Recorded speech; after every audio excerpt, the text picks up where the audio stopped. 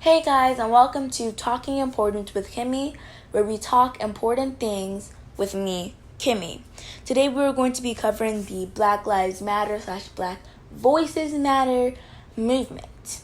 I just want to explain this in a way that's not like the news where we're just focusing on the death and violence that has come from this movement. We're focusing more on the importance and their main goals about this movement. And I also will be saying my opinion during this time. Just to keep a few notes in mind. Number one, I am not trying to be offensive or hurtful in any way. I am a black person myself. I'm just here to educate myself and everybody on the internet about what's going on. Second of all, I have kind of shortened this down, so the websites that I will leave the link in the description too for where I got my stuff from may be a little more detailed, while mine may be a little more dumbed down, just for the fact so it's easy for everybody to understand and it doesn't have these hard words that nobody can understand. And number three, my pronunciation may seem a little off. It's just because even though English is my first language, I'm pretty bad at it, so just gonna get that out there. Also, I'm not trying to be boring or blah blah blah. It may come out as that because I'm reading this off of stuff. I'm not kind of just getting this from the top of my mind. Anyways, let's just get into this and really discover the Black Lives Matter movement. Black Lives Matter, or BLM, is an organized movement protesting the violent, unfair ways African Americans are being treated. The founders are, and I'm sorry if I say this wrong, Alicia Garza, Patrice Cullors, and Opal Tometi. The key people are DeRay McKesson, Jonetta Eliza, Tef Poe, and Erica Garner. I'm sorry if I said any of this wrong. Like I said, I'm pretty bad at pronouncing English, and these are very cool and unique names. So now I kind of want to go into the campaign goals, because I'm pretty sure a lot of people are wondering, what are you trying to achieve by all these protests? Number one, engage black people in the election progress. To kind of elaborate on that, they just to kind of make black people votes in election and choosing the president matter more. They shouldn't be less than anybody else's. Two, educate our fellow Americans about presidential candidates and the issues that impact us most. So basically, I think what the second one is trying to say, hopefully I am expressing this correctly, they kind of just want to tell our fellow Americans about the presidential candidates and what their backgrounds are and stuff like that, and who they're supporting. And they want to tell the issues that impact us so fellow Americans can choose the right president for everyone and not one that only benefits a certain group of people. And number three, promote voter registration among Gen Z, the black community, and our allies. So I don't really understand this one as I'm kind of educating myself, but I will leave a link to the website below which had the campaign goals listed, so you can kind of look more on the third goal and you can kind of really see what it is. Now, the campaign goals are to be achieved. The campaign focus is basically what they're trying to talk about also. So let me just head over to the campaign focus. Alright. BLM's #WhatMatters 2020 will focus on the following issues: racial injustice, police brutality, criminal justice reform, black immigration, economic injustice, LGBTQIA+, and human rights, environmental conditions, voting rights and suppression, healthcare, government corruption, education, and common sense gun laws. Now, I will point out on a few of these that I actually have seen, and well, not really seen per se, but I have got little snippets from the news, so don't worry, I'm not just fully ignoring the news and just going on the web. But I'm going to kind of talk about the ones that I fully understand and I have seen on the news. Starting off with racial injustice, it is very unfair how to treat people like they're less just because of the color of their race. I actually do have a story. It's my coach's story in PE. Their story about racial injustice that happened to them. This was around the 1970s, I'm pretty sure. And he just kind of walked into a 7-Eleven with his friend. I think he was in college. And he was just walking to a 7-Eleven. He was trying to buy a slushie or some chips, I think. And the man at the counter, he kept on looking behind him, looking at the woman, I think was an elder woman behind him, and kept on saying, next, ma'am, would you like to come up front? And the lady in front of him clearly stated, no, it's okay, this young man was here before me, take care of him first, I can wait. She clearly stated that he was in front of her and she wasn't just gonna skip the line. And then he's ready to pay for his stuff, and she's just like, ma'am, next, would you like to come up? And the man behind her is telling her, no, he was in front of me, yet she still ignores him. So then my coach, sticking up for himself, asks us to see the manager of the store, of course. And the manager was the lady's husband. And he had like a hole in his throat, so he had a very raspy, to breathe. So he had a very raspy voice. And he was kind of just complaining. They got into a little argument, and in the end my coach had to end up leaving the store because they were being so unfair. Now, understand that was the 1970s, so maybe it was a little different back then, but we should evolve from stuff like that happened in the 1970s, and that same thing shouldn't be happening right now. Then police brutality, I have to say the things that have happened, I won't enter the names yet because I will speak about them later, but so basically, naming one of my favorite artists, Melanie Martinez, I was looking at her story the other day on Instagram, and she was just telling how she went to a Black Protest Matters movement with her boyfriend, I believe, to help protest, and there was a guy who got shot in the hand, I believe, or on the forearm, and he was like all bloody, and she was there to help bandage them up so they can continue protesting, because I do not care whether it's a real bullet or a rubber bullet. If the person you're shooting with said bullet ends up in pain, you shouldn't be doing it in the first place. And what's happening with this police brutality is more or less a cycle. At first, when I was really uneducated and it just started, I was kind of pro-police. For some reason, I don't know why I just was, because I kept on hearing about the loots that were going on and store owners getting robbed and stuff like that. And I kind of just turned sides, but then again, I was uneducated and I know more now. But I feel like this is just a plain cycle. I was talking this with one of my online friends a couple months ago. It's just a plain old cycle. First, the black protesters, they start protesting peacefully. It's nice, it's peaceful, they're just saying their words and they're just speaking it out loud. Then the police tells them, hold up, calm the heck down, you need to shut your little movement down and get your butts home. And then the protesters start getting riled up, like, we're standing up for human rights. We're standing up for our rights, and black people across America, you can't just tell us to leave. This is a free nation, and we have the right to protect what we believe in, and if that causes us to protest, we will do so. And they start getting riled up and they start attacking.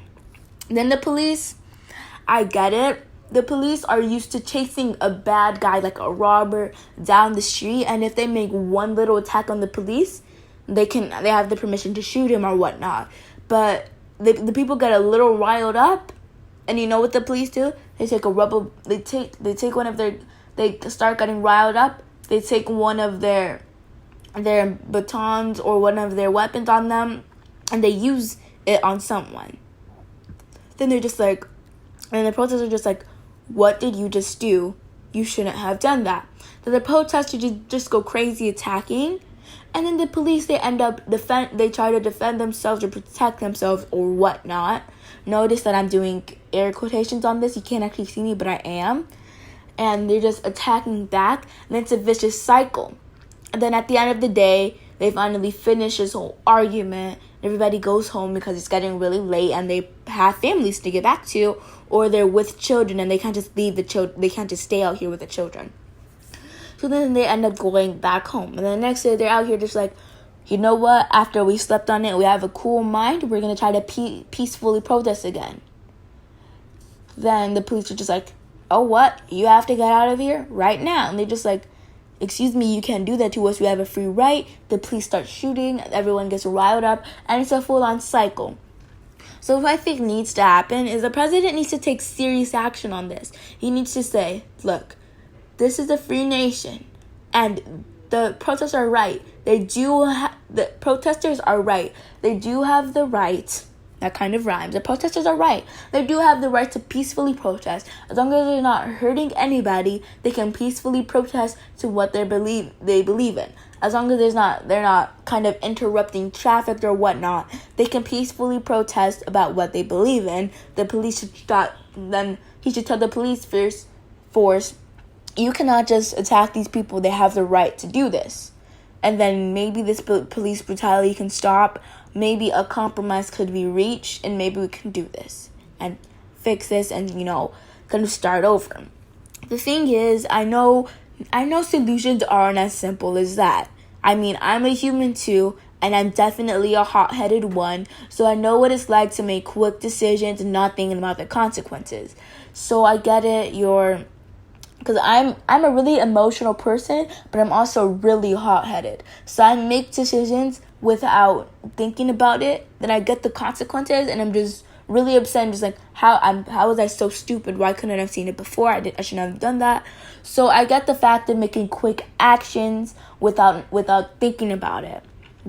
And I know it's not as simple as 1, 2, 3. Oh, we give you this, you give us that. Yay, best friends forever. I know it's not as simple as that. But I know we could reach a compromise following steps like that. Maybe it will take a longer process. Maybe it will take a whole year to do this.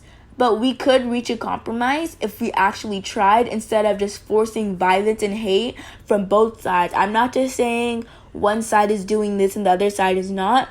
If we can stop forcing violence and hate on each other, maybe we could actually reach a compromise. Maybe it will take a week. Maybe it will take a month. Maybe it will take 6 months. Maybe it will even take a whole year. But we could reach a compromise if we actually tried. Okay. Then let's go to the LGBTQIA plus and human rights. I'm not going to say too much on this because it's not like I don't get it. I just don't have as much information as the other stuff as I have on it. But I will know is my international friends overseas. So these are international people. They don't live in America per se. So they're international. I don't know why I'm saying international people. They live in Europe, okay? And anyways, one of my Italian friend told me that Trump was passing a law to make LGBTQIA plus have lesser rights, or for it to be banned from the United States or something, and it doesn't make sense. You can't just blame someone for choosing or being something. You can't just be like, okay, so you chose or you are this type of person with this type of sexuality, this type of gender. You know what? We're just going to make you a castaway. Nobody in society will pay attention to anymore. You can't just do that. They're still humans. And even though, say it's a little different from the traditional things that we're used to, you're just going to have to get used to it because this is life. And casting out a large group of people because you think it's not right isn't a good idea, because then you're going to have people losing jobs and the economy. So say some of those people are office workers, like a large number. Just basically, I'm not having real statistics here, but say the large group of people that you're removing, LGBTQIA+, of course, say you're removing them from society and you're casting them away because you don't think it's right. Say a large number of them are office workers and they're all losing their jobs, and then the whole nation's economy is dropping because a large number of economy workers, of office workers aren't there anymore. Then if the whole economy is failing and there's a bunch of job places that needs to be filled, but you can't just repopulate so quickly and put newborns in the job, then boom, it's your fault. You're ruining the nation because you just can't accept that not everybody is like you. And last, I'm gonna kind of put a little bit of common sense gun laws. I won't put too much because I definitely don't know a lot about this, but what I think they're trying to say, and what I'm gonna say right now is police. If somebody's getting a little riled up, you don't shoot them. Like, say you're a police officer and you have a family. I have a child. Say you have a toddler, a little baby toddler. If your baby toddler is getting a little riled up, do you grab a bell and hit them? No, you don't. You understand that they're toddlers and they're just a little crazy sometimes. Now, I'm not trying to say that the protesters are crazy and they're acting like babies. I'm not trying to say that. I'm saying that the protesters are just standing up for what they're believing in, and maybe they're getting a little hot-tempered about this, but they're just standing up for what they believe in. So you wouldn't smack your toddler for getting a little riled up after having some candy or their favorite food. Or maybe they're about to hear about maybe they heard their favorite food is being made and they're getting a little riled up. You don't hit your toddler for that. So you shouldn't shoot someone for standing up for what they believe in, even if they're being a little hot-tempered. So I will be leaving the links in the description below just so you know. Yes, I just kind of really want to get out the fact that I'll be leaving stuff so you can understand that if you don't trust what I'm saying, you can always go look at the facts compared to what I'm saying, or just read it for yourself and completely trust that. Now I'm going to read something, and this is from the website Black Lives Matter Timeline Movement, so I'm reading a timeline of this, and it's going to kind of leave basically everything. So let me just get out here that the Black Lives Matter movement has been around for so long. At first, I thought it just started in 2020, but it definitely did not. It has been around since about 2013. So let me just say, this isn't something that just happened immediately. This isn't something that just kind of just started because it wanted to. It actually began in 2013, so don't think it just started. Anyway, this goes from 2013 to 2020. So as you can see, there's a lot of stuff here. I will be leaving the website in the link below in case you want to check it out and kind of read on stuff, but I won't be able to read everything in this video. Of course, we have to keep this short and simple. I can still get my opinion out there. I want to leave this under like 20 minutes. So we'll just look at when the movement first started in 2013, and then we'll look at what it's at now in 2020. 2013. The Black Lives Matter movement began in 2013 following the death of Trayvon Martin, an African-American teenager who was shot while walking to a family friend's house, and the subsequent acquittal of George Zimmerman, the man who shot him. Okay. Alright. So basically, I'm pretty sure I've heard about this movement, and I'm pretty sure I saw in the news. I'm pretty sure, I'm not completely sure, my memory's a little foggy, but I think I saw a memorial like kind of on the news during this whole movement remembering Trayvon Martin, and there was like his mother speaking and stuff, and it's just very cruel to just kill someone who was just walking to a family friend's house and someone shot him. Okay. The campaign was co-founded by 3 black women: Alicia Garza, Patrice Cullors, and Obotamodi, as I have mentioned, as a response to the police killings of black people. The phrase Black Lives Matter was first used in a Facebook post by Garza after Zimmerman was not found guilty and was the inspiration for the campaign. Cullors reconciled the power of Garza's words and created the hashtag Black Lives Matter, and the campaign was born.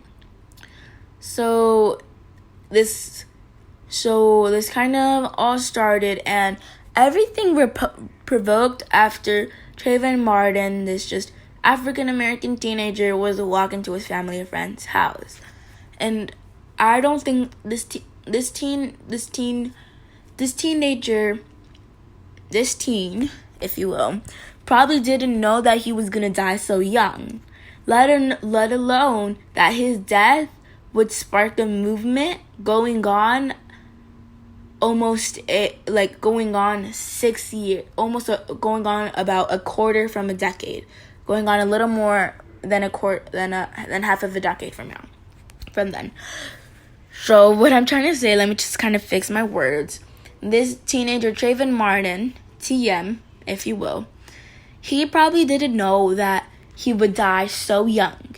And he probably didn't know that his death would spark and would spark and bring the problem to people's minds about how black people aren't being treated fairly, and it would spark a whole movement going on 6 years from then. He probably didn't know that his death would start a whole movement protesting and trying to get black people the rights they deserve. Now, I didn't really know how to phrase that. I wanted to say, but I didn't know how to phrase that because I didn't want to I didn't want to be grateful that Trayvon Martin died, because you certainly shouldn't be grateful that somebody's lives were lost, an innocent person's life was lost about this. And I'm not trying to thank George Zimmerman, for killing Trayvon Martin, because even though it sparked a whole movement, it's definitely not something you should thank someone about, and it's definitely not something you should be proud of. Zimmerman should have been found guilty for killing him, and Trayvon Martin will always be remembered by his family members and loved ones, and he will always be in their hearts and even in my heart. Even though I may not be able to remember it right on the spot, he will be in my heart, and prayers go to his family, even though it's 6 years from now. Prayers go to his family that they had to deal with that, and especially the hurt they must have felt when Zimmerman wasn't found guilty for killing their son, nephew, cousin, brother, whatever he was to certain people. It was probably really hard. Now 2020. This is about 2 paragraphs here. Major protests were sparked at the end of May following the death of George Floyd in Minneapolis. So that's basically, that's not it. It's only one sentence, but basically that was I was trying to say in the beginning. I'm pretty sure myself and probably a lot of other people thought George Floyd's death is the whole reason this thing started. But it started a long time ago when Trayvon Martin died. It started 6 years ago. So people who, I don't want to sound offensive, but people who haven't been as woke as others, maybe like George Floyd's death is the thing that kind of sparked the campaign, even though it sparked a long time ago. So I'm not trying to be offensive in any way. I'm saying some people aren't as woke, but like, I'm a black person myself, and I thought that George Floyd was the whole reason this thing started. A video showing a police officer kneeling on Floyd's neck went viral following his death. Police officer Derek Chauvin has since been charged with second-degree murder. He should have been raised from an initial charge of third-degree murder and second-degree manslaughter. The case is yet to go to trial. Sorry, got cut off there. I was going to say something previously, but I thought about it, and it's best not to say it. I'm not trying to quiet my opinion. If you guys really want to know, I will try to update on the situation and stuff, and the cases and the trials. I will try to update as much on the Black Voices Matter movement. And if you do want me to update, please like this video. If we reach 1,000 likes, I'm only doing 1K. If we reach 1,000 likes every Saturday at 6 p.m., I will do a Black Lives Matter special. Basically, it'll be like a whole video just dedicated to updating you on the Black Lives Matter movement. It may be 5 to 10 minutes just to update you on previous recent and stuff like that. Anyways, let's continue. 3 other officers who were there have all been charged with aiding and abetting second-degree murder and aiding and abetting second-degree manslaughter. Their cases are also yet to go to trial. Black Lives Matter went on to organize protests around the world. In London, 2 Black activists, Amaya, 18, and Tash, 21, organized a rally in Trafalgar Square, which was attended by thousands on Sunday, May 31st. Many more have followed since. At once, London protester Star Wars actor John Boyega joined 15,000 others in Hyde Park and told crowds, "Today is about innocent people who were halfway through their process. We don't know what George Floyd could have achieved. We don't know what Sandra Bland could have achieved. But today we're going to make sure that won't be an alien thought to our young ones." So I'm pretty sure I've watched the video of him protesting. I'm pretty sure I've watched it. I don't remember if I don't know if it was him per se, but I think I watched the video and I think it was him.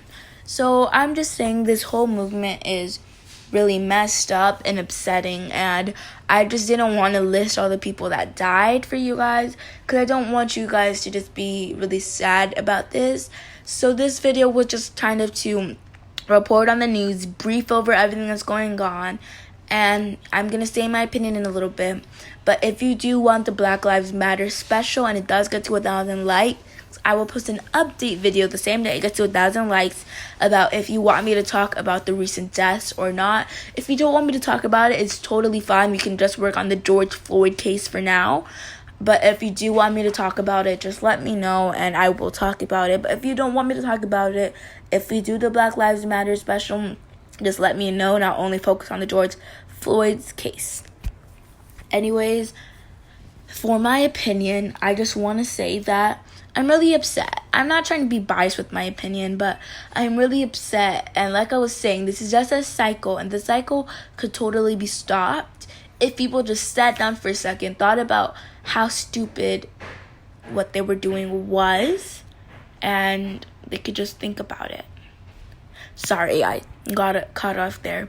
But people could just sit down and realize how stupid what they're doing is. And I'm not trying to say the protests are stupid. They're not. They are totally not stupid. They are very important and they are very essential to make progress and flourish today's society. I'm not trying to say they're stupid, but if police could realize how stupid it is to just shoot people when they're trying to protect their rights, and they have a right to do this, to just shoot them is so irresponsible and stupid. And if the protesters could realize that maybe they don't need any violence with their protests, and they can just peacefully protest on the sides of the street, not cause too much of a commotion, just enough that their voices be heard, but not to just start fires and rob stores. Because I have to say, that doesn't make you look good, because they're not giving you rights. They're not giving rights just because of your race. It's not just because your skin is darker than theirs, but it's also because the history behind your skin. Now they think all black people are thugs or evil, or they're murderers and stuff like that, or they're robbers. That's what they think all black people are. So it's not per se just, oh, your skin is darker than ours, so you shouldn't be loved. It's not just that. It's more of the history behind it. Like when black people were taken in as slaves, it wasn't was because they looked more like monkeys than they did humans to the British and American, and they just kind of assumed that they were servants, that they were animals. And then now it's more they think that black people are thugs. So maybe we shouldn't use violence. Maybe we shouldn't start fires and rob stores. I know you're trying to get your point across, but I'm hot-headed too. I'm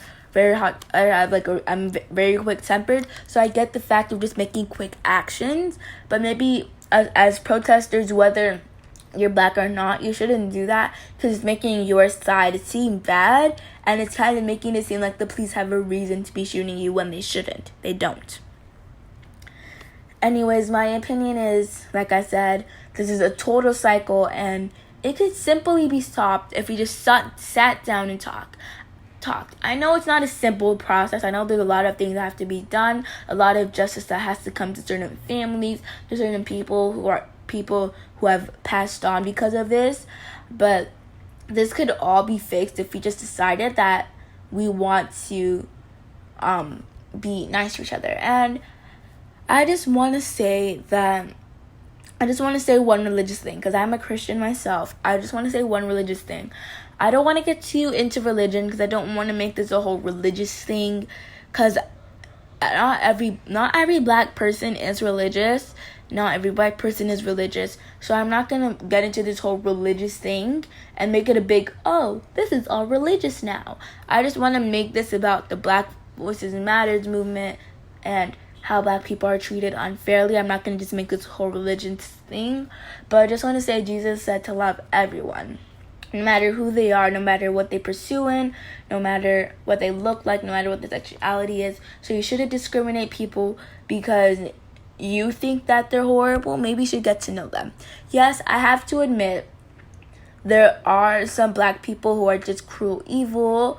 There are people of different races that are just pure evil, but not everybody is like that. You can't judge a book by its cover or history. So you can't just judge a book because, if the author, there's certain points where if the author of a book, all their other books were bad, you can kind of assume their new book is bad. But you can't do the same thing with humans. Just because they may have bad people in their family or bad people who looked like them in the past, that doesn't mean they're like those people. You can't just judge them like their book. So that's kind of what I want to say. My opinion is out there. I hope I don't get obliterated by the internet about my pronunciation. I hope I don't get obliterated by the internet for saying wrong things or maybe not using words correctly. Because like I said, I'm educating myself and other people with this video. So I hope I expressed everything in this video correctly. Once again, all the links will be in the description below. Love y'all. Hopefully you guys have a peaceful rest of the day and you can kind of have a calm mind, finally knowing, you understand what's going on and you understand what you can do to help it. Remember those links for helping organizations and funding money. I will leave at least 2 links in the description below. Hope you guys have a nice day and a good night, depending on where you are.